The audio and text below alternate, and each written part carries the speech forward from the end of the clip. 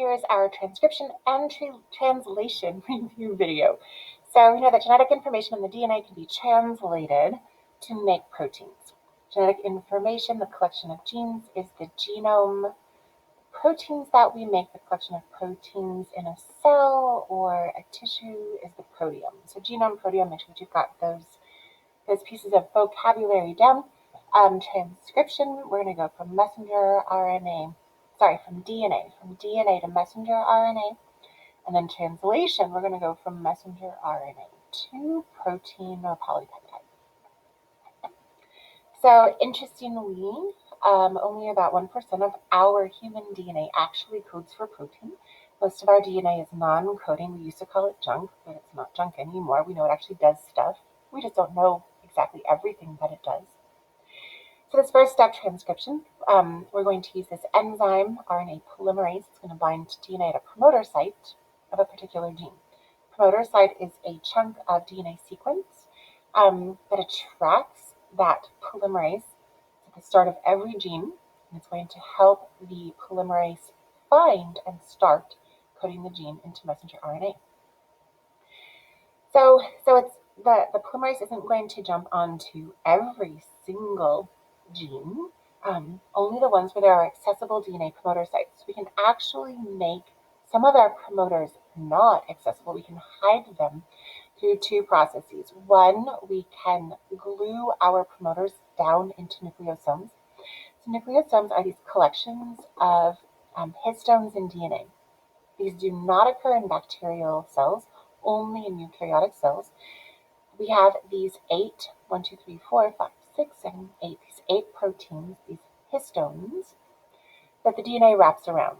And if the promoter kind of gets stuck in between some of those pieces, the polymerase might not be able to find the promoter and that gene won't get coded.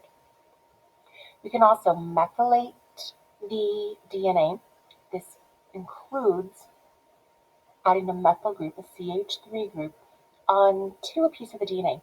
That's going to cause the whole DNA to close up a little bit, making it more supercoiled, and then the polymerase cannot find those promoters because they're kind of hidden in this supercoiling. We can take those methyl groups off, and that'll open up the DNA a little bit more, make it easier for the polymerase to find the promoters. We can also add a different kind of group called an acetyl group. So in acetylation, we can add an acetyl group, which also opens up that DNA a little bit. That polymerase, once it finds its promoter, is going to separate the DNA double helix.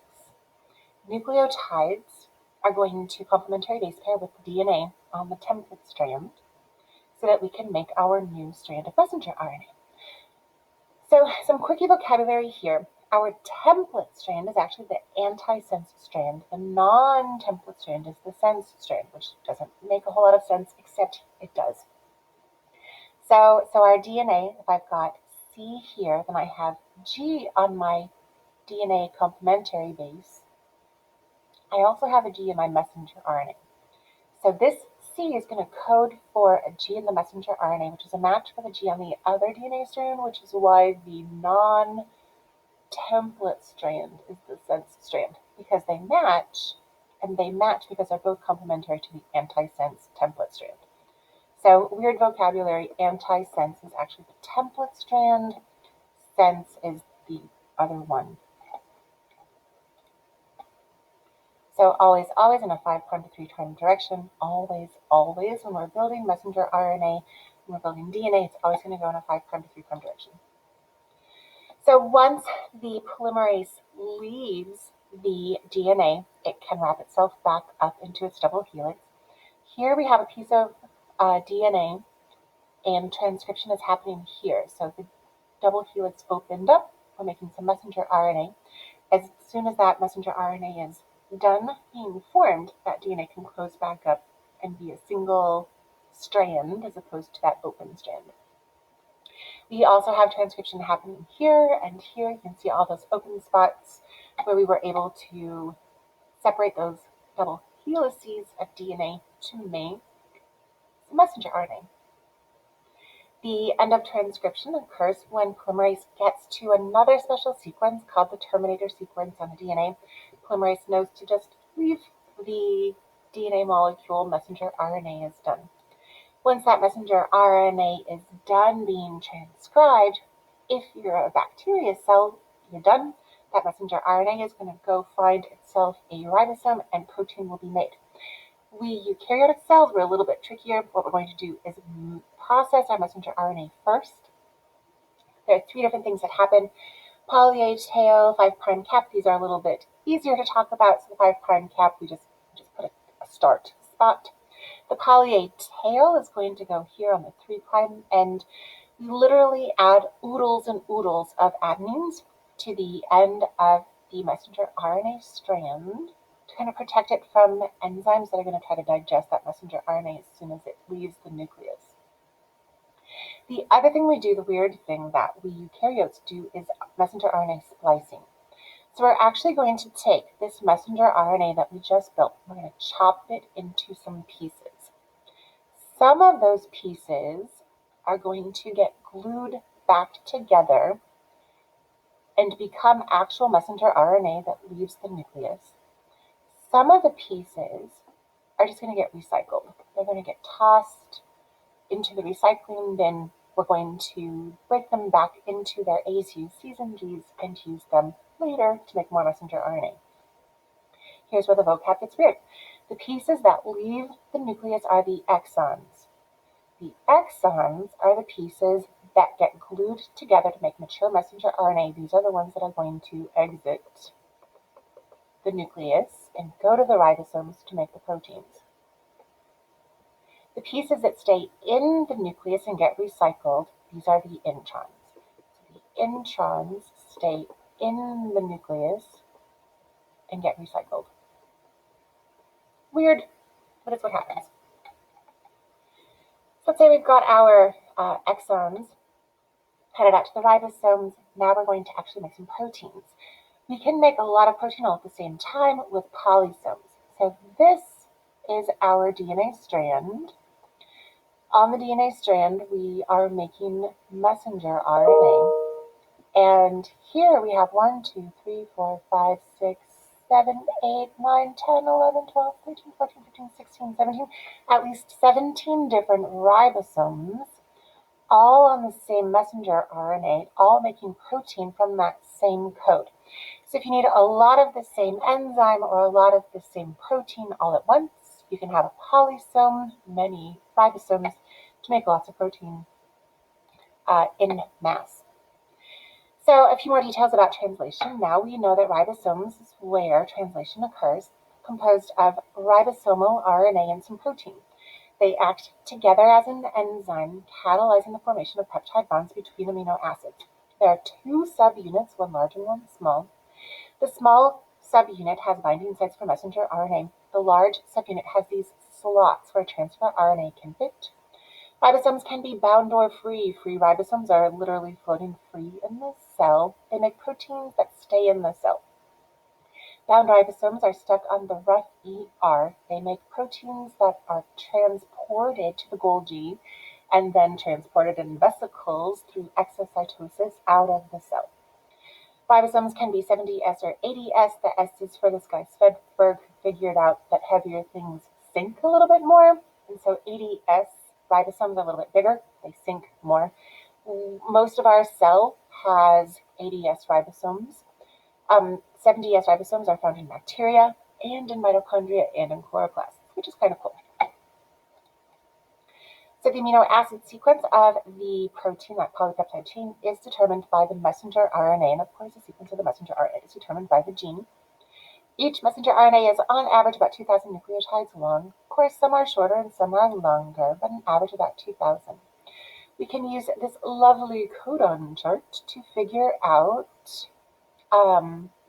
what the amino acid code from a messenger RNA code should be. It's universal because just about every organism follows just about this exact code. How many codons are there? Well, we've got 4 different letters for each of 3 spots. Each codon is a triplet. There are 3 spots, 3 things, nucleotides in a codon. So 4 different ones leads to about 64, a little bit less because of some repeats.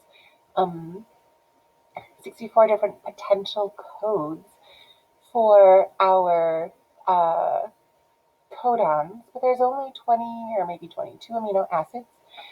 And so we have a lot of repeats. We call them degenerative codons, so codons that code for the same amino acid.